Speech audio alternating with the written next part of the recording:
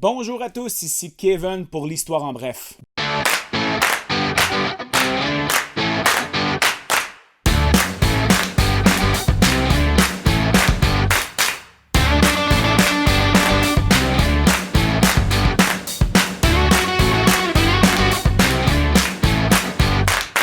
Avant de commencer notre histoire de cette semaine sur Leif Erikson, j'aimerais juste faire un petit retour sur la dernière vidéo de Bjarni Erovsson. Dans la dernière vidéo, j'ai dit que les femmes vikings n'obtenaient pas de nom de famille ou n'avaient pas l'air d'en obtenir plutôt. En fait, ce n'est pas nécessairement vrai. Ils reçoivent un nom de famille, même chose que les frères. Ils reçoivent le prénom de leur père suivi d'un suffixe comme leur frère. Au lieu d'être son, eux c'est dotir qui veut dire en norrois, donc le vieux langage viking, qui veut dire fille. Autre chose à corriger, Éric le Rouge ne serait pas parti nécessairement de bon gré vers le Groenland, comme je l'ai dit la semaine passée. Ce serait plutôt, il se serait exilé à cause d'un meurtre qu'il aurait fait. En fait, c'est parce qu'il aurait tué un propriétaire d'esclaves. Dernière chose que je voudrais spécifier avec vous, je fais mes recherches sur Internet. Je sais que pas tous les sites sont fiables à 100%, c'est pour ça que j'essaie de trouver... les informations que je vous donne en fait dans les vidéos proviennent d'au moins 2 sources et non pas seulement d'une seule source. Je prône les bonnes recherches. L'histoire est ma passion, mais je ne suis pas un historien, je ne suis pas un spécialiste en histoire.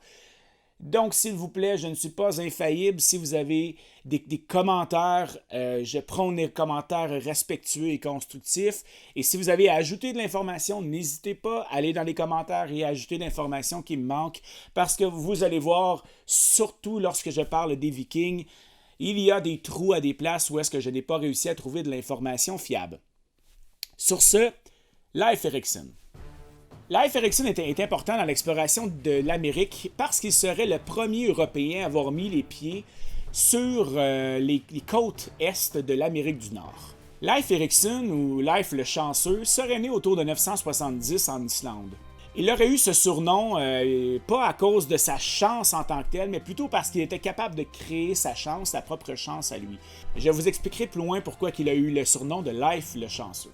Son père, Éric le Rouge, fut le premier à coloniser le Groenland, comme son grand-père a été le premier à coloniser l'Islande. Comme tel père, tel fils, bien, son grand-père fut exilé de la Norvège à cause de meurtre, bien, son père a fait la même chose, donc s'est exilé de l'Islande vers le Groenland en 982, aussi pour des raisons de meurtre. On ne sait pas exactement s'il est parti par lui-même ou s'il s'est fait kicker out, s'il s'est fait mettre dehors, mais bref, ça revient au même, il est parti en 982. C'est autour de 985-986 que Éric le Rouge reviendra en Islande pour ramener sa famille. Parce que oui, en 982, lorsqu'il s'était exilé, il n'avait pas le droit de partir avec sa famille, donc il est revenu en 985 quand son 3 ans d'exil a terminé pour ramener sa famille au Groenland. C'est en 990, encore là, 990 ou l'an 1000, c'est très discuté, mais c'est autour de 990 qu'il va envoyer son fils le plus âgé, son aîné, Leif, en Norvège. En route, il faut faire une petite halte dans les Hébrides. Les Hébrides, c'est des petites îles au nord de l'Écosse, pour avoir un fils qui s'appelle Thorngils, avec Thorngona, qui est la fille du chef local. Mais il continue sur sa lancée après ça, il s'en va en Norvège. En arrivant en Norvège, on ne sait pas trop comment ça s'est passé, mais il se fera christianiser par le roi Olaf Tryggvason, qui était un des plus grands rois de Scandinavie et le roi de Norvège à l'époque. Il aura eu comme mission par Olaf ensuite d'aller convertir les Groenlandais, donc de retourner au Groenland et de prêcher ou évangéliser la religion chrétienne. C'est à ce moment que va débuter la deuxième expédition, la première étant celle de Bjarni Erovsson, de la saga des Groenlandais. Le mot saga provient du vieux narrois, la langue scandinave de l'époque, qui désigne une histoire ou une légende.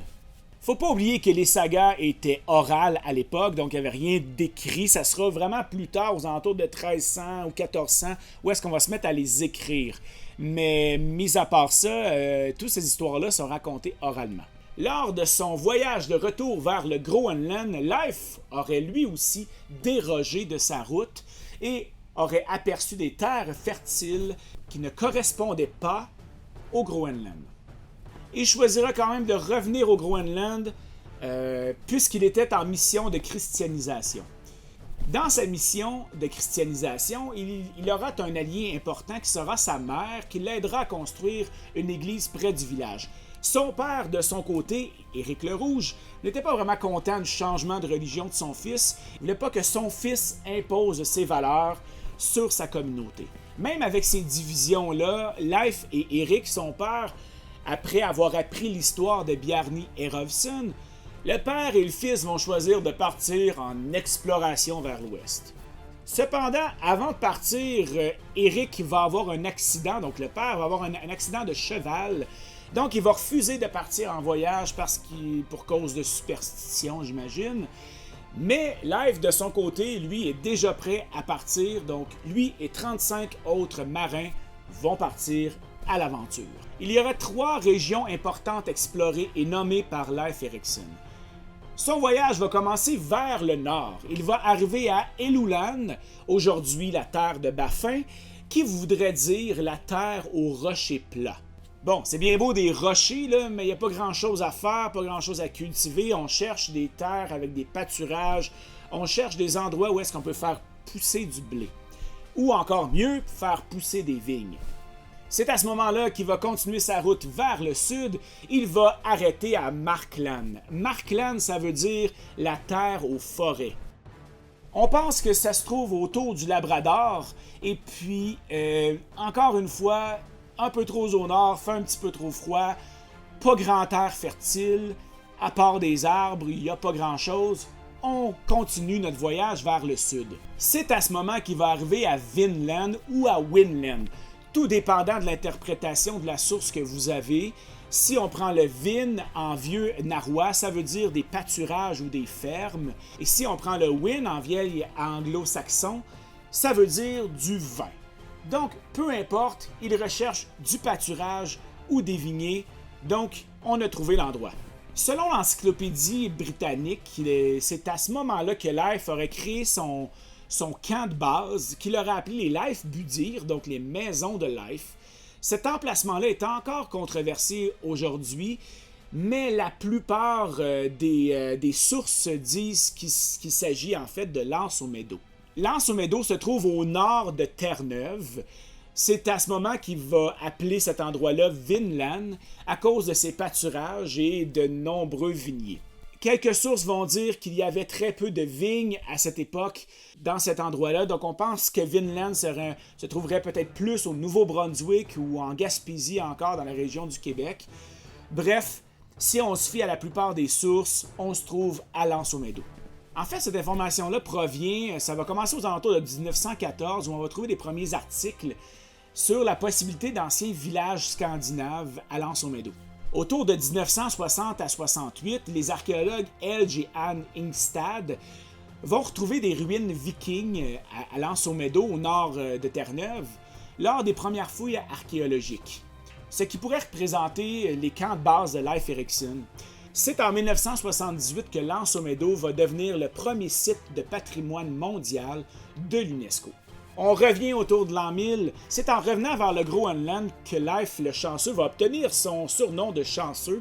En fait, c'est puisqu'il va être le seul de son équipage à voir les 15 naufragés au loin. Et puis, il va réussir à les sauver et les ramener au Groenland. Son père, Éric le Rouge, va mourir aux alentours de l'an 1003 à 1010 d'une épidémie. J'ai recherché un peu partout, j'ai pas trouvé de quelle épidémie. Si vous savez de quoi il est mort, ajoutez-moi l'information dans les commentaires.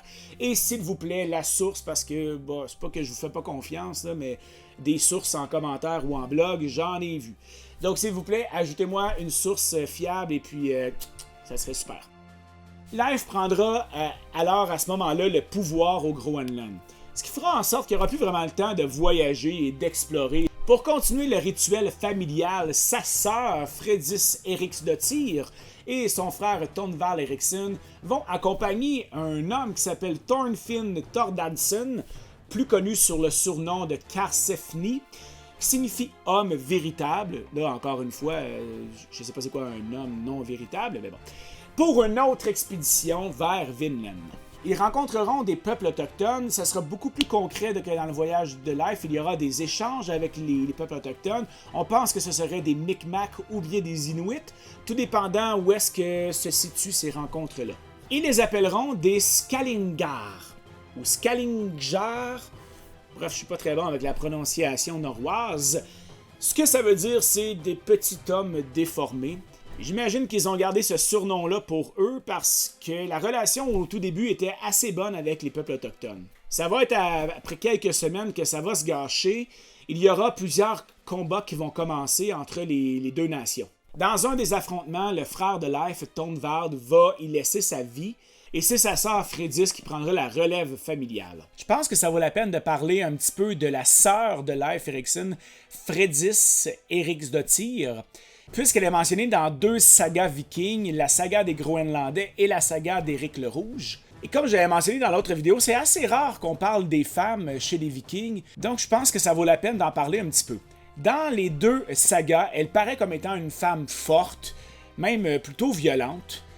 En fait, dans la saga des Groenlandais, elle aurait demandé à son mari d'aller tuer au complet le camp adverse avec ses hommes.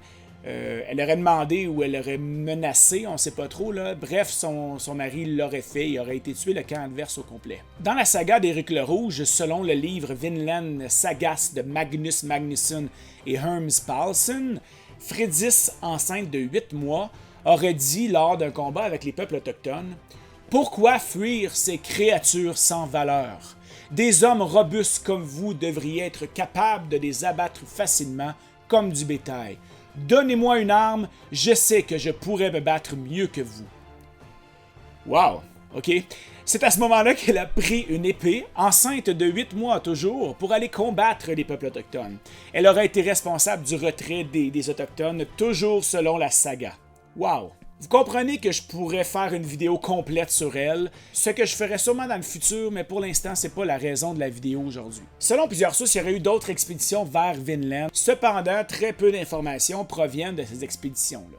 D'autres sources parlent même que les Groenlandais auraient continué à s'alimenter de bois sur Markland, au Labrador. C'était tout pour cette vidéo sur Leif Erikson. J'espère qu'elle vous a plu et qu'elle vous a aidé à comprendre un peu mieux les premières explorations du territoire canadien. Si c'est le cas, n'hésitez pas à aller mettre un petit pouce en l'air, à aimer la vidéo, à la partager et à vous abonner à ma chaîne. Si vous n'êtes pas abonné à ma chaîne, ben c'est le temps. Sinon, on se retrouve la semaine prochaine pour une nouvelle vidéo. C'était Kevin pour l'Histoire en bref.